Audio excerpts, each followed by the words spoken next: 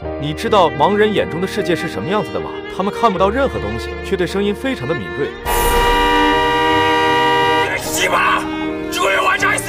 女人慌张地站在人行道上，来往的车辆呼啸而过，只能听到声音的她，甚至感觉每一辆车都在向她撞来一样。她明明因为自己的缺陷而担心给他人带来不便，可他人却没有给予她一丝的友善。当她想要折返回去的时候，那个可恶的司机又在不停地鸣笛，嘴上还不停地喷着脏话，连导盲犬都被吓得不知所措。最后，女人在惊吓中穿过了马路，可因为过于着急，还是撞伤了小腿。女人名叫秀雅，3年前她还是个即将毕业的警校生，可那天为了管教叛逆期的弟弟，为了不让他逃跑，擅自用手铐将弟弟铐在了车上。可回家的途中，弟弟为了争抢钥匙，无意间解开了秀雅的安全带，结果一个不小心就发生了车祸。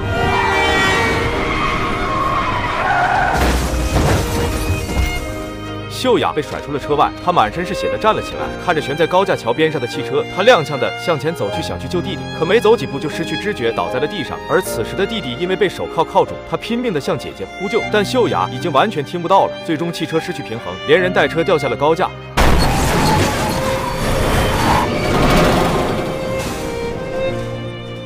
这起事故之后，秀雅不但失去了弟弟，也失去了光明。不过她是一个坚强的女孩，在一只聪明可爱的导盲犬的陪伴下，她用3年的时间渐渐适应了盲人的生活。这天，她来到曾经的警校，希望校长能给她一个机会。她不奢望再做一个警察，她现在这样也做不了，而是希望可以成为一名犯罪心理师。可校长的回复却是：재적사유가 장애 때문이라고 생각하나?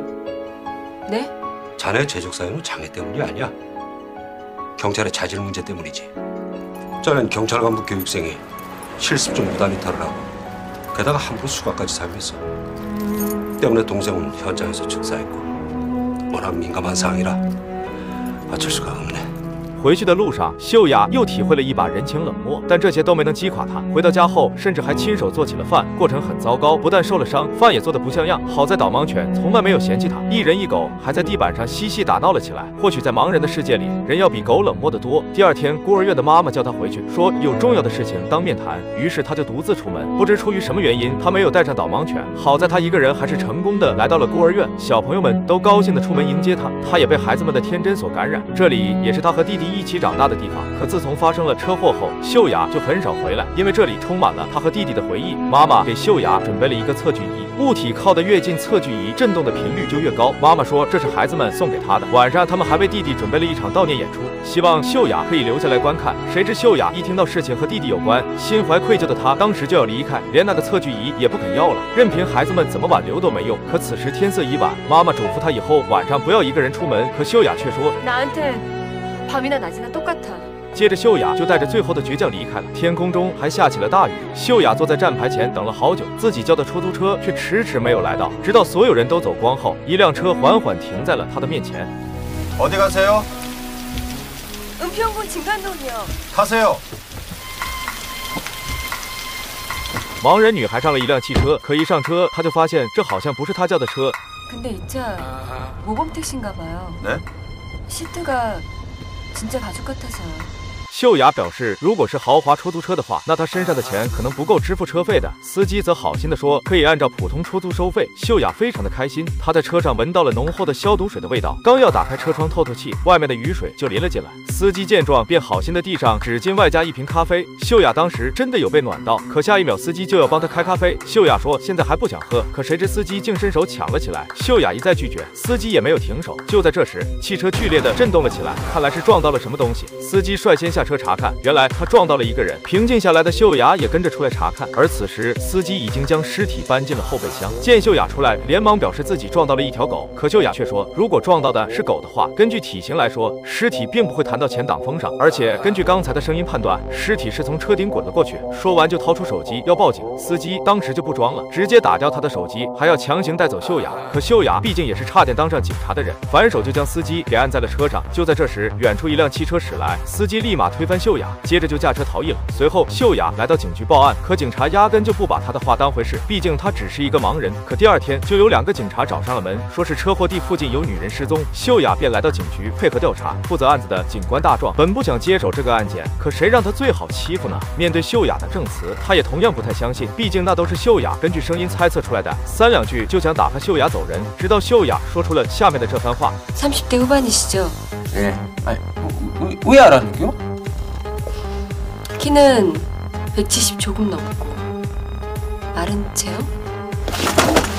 大壮简直不敢相信，眼前的女人竟然只听声音就可以辨别一个人大体的外貌特征，反复伸手确认秀雅是不是真的看不见。答案当然是肯定的。至此，大壮才开始相信秀雅。接着，秀雅说，当晚他坐的是一辆豪华出租车，车上有消毒水的味道，司机大概40出头，身高大概176公分，身材壮硕。他建议从豪华出租车司机调查，去附近的汽修厂寻找这2天修理过的豪华出租车。可就在他们四处寻找的时候，一个外卖小哥看到了警方对这起案件的悬赏通告，看样子还挺帅的，咱们就叫他小帅吧。来到警局后，他表示自己也看到了肇事车辆，还说那并不是出租车，而是一辆进口私家车。可秀雅却表示，当时自己亲耳听到尸体从车顶滚过以及出租标牌被撞烂的声音。已经见识过秀雅能力的大壮，此时明显是偏向秀雅的。秀雅也趁机提出了质疑，问小帅，既然目击到了车祸现场，为什么当时没有报警？小帅直接就蒙圈了。秀雅又问他，当时司机把尸体放在了哪里？小帅支支吾吾地说放在了后座。此话一出，秀雅立马当面戳穿了他，说他是为了赏金谎称看到了车祸现场。听到这里，大壮直接把小帅给撵了出去。小帅那个气呀，当晚就破坏了悬赏条幅。殊不知那个司机已经盯上了他。另一边的秀雅和大壮还在寻找豪华出租车。大壮无意间摇下了车窗，风的声音立马引起了秀雅的注意。大壮立马解释说，这是溜背车特有的风声，因为后挡和后备箱是连在一起的，所以风声才特别的大。听到这里，秀雅立马表示，当晚的那辆车一定也是个溜背车。大壮当场就傻眼了，出租车没有溜背式的。秀雅脑海里立马闪过当晚的画面，车顶的声音可能是尸体砸碎天窗的声音。两人立马意识到小帅说的可能是真的，当即再次打电话给小帅。可此时的小帅正在通话中，而那个司机就在后面悄悄地跟着他。结果一个不注意，小帅直接被一板砖给拍晕了。就在司机准备下死手的时候，一户人家中的妇女出来扔垃圾，司机这才停手。可妇女扔完垃圾刚想走的时候，垃圾堆里却传来了手机铃声。扒开一看，头破血流的小帅就躺在里面。很快救护车就抬走了小帅。大壮和秀雅也赶到了现场。就在大壮下车查看的时候，那个司机竟出现在了秀雅的窗前。好在人多，他没有怎么样，小帅也没有大碍。但是醒来后的小帅并不认为是司机盯上了他，还决定要和这个案子撇清关系，拒不配合调查。而此时的秀雅也意识到了问题，如果不是他当初坚持说是出租车，小帅也不至于这样。他感觉自己身为一个盲人，最好还是不要再插手什么案子了。可就在他晚上准备睡觉时，那个司机竟打来了电话。 여보세요? 민수아 씨, 네. 아는데 누구시죠? 동생은 무사하신가? 네? 원하는 게 뭐예요? 뭘 것 같아? 这个男人是个变态杀人魔，被他祸害的女人已经不知有多少个了。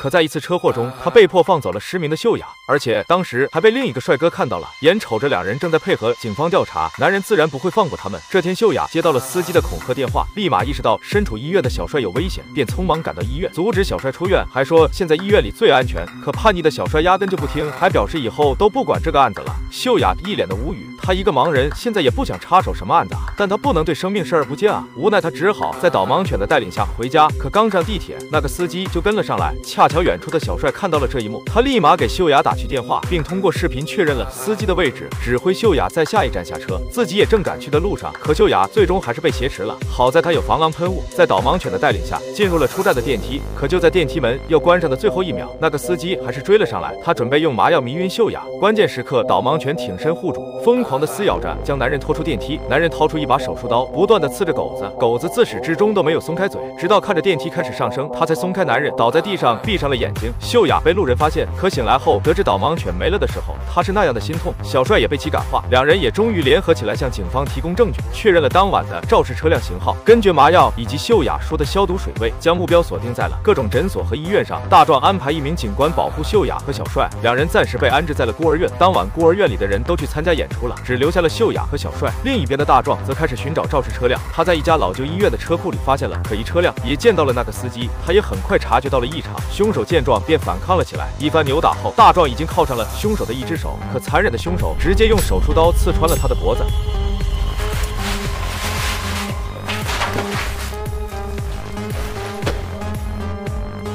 接接着，凶手用大壮的手机给小帅发短信，询问两人在哪里。小帅毫不犹豫的就将地址发了过去。另一边的警察们还不知道大壮已经遇害了，但是他们也成功锁定了凶手。他是个恶名昭著的变态医生，半年前才被放出来。警方很快就找到了凶手家中，在地下室里发现了一个狼狈不堪的女孩，还有2具被布盖住的尸体。只是凶手并不在这里。警方本打算联系秀雅他们询问下情况，却联系不上那个看守的警察了。原来就在不久前，凶手已经找到了孤儿院，并解决掉了看守的警察。现在他已经来到孤儿院内，仗着秀雅看不见，还淡定地坐在沙发上抽烟。好在小帅及时出现，可两人在扭打中，小帅直接被刺中了一刀。提前跑到楼上的秀雅知道不是对手，便切断了楼里的电路。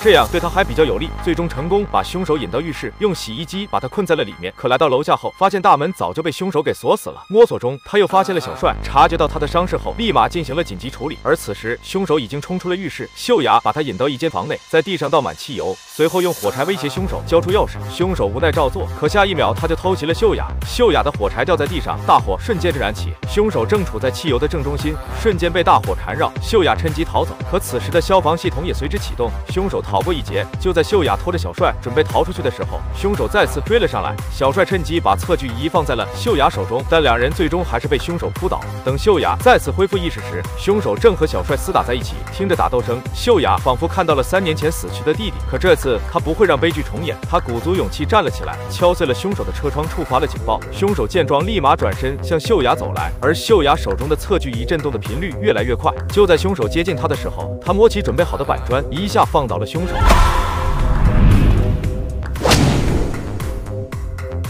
然后还继续胡乱的挥舞着。这时，警察也终于赶到了现场。